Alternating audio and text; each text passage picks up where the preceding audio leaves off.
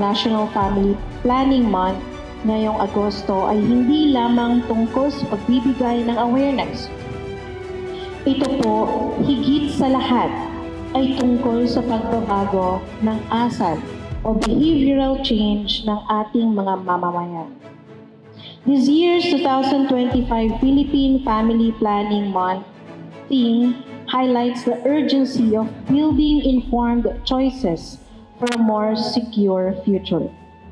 Today, we gather to officially open the Family Planning Month 2025 celebration with the theme, Panalo ang Pamilyang Planado. Tara, usap tayo sa family planning.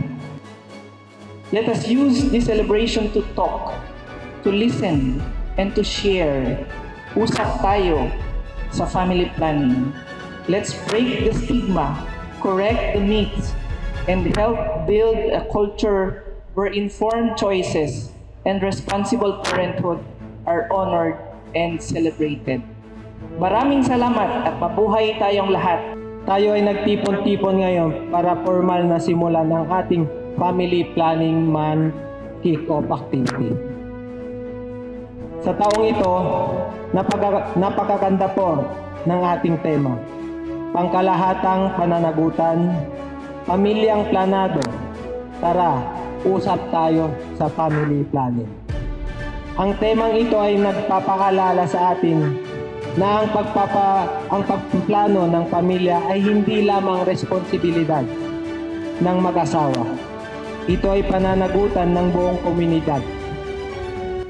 Sama-sama nating tulungan ang bawat pamilya na magkaroon ng isang pamilyang planado, kung saan ang bawat miyembro ay nabibigyan ng sapat na atensyon, pangangalaga, at pagkakataong umunlad.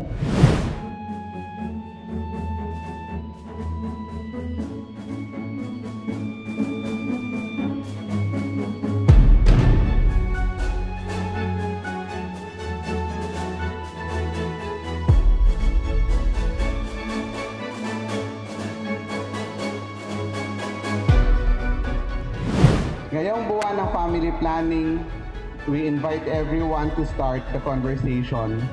Tara, usap tayo sa family planning.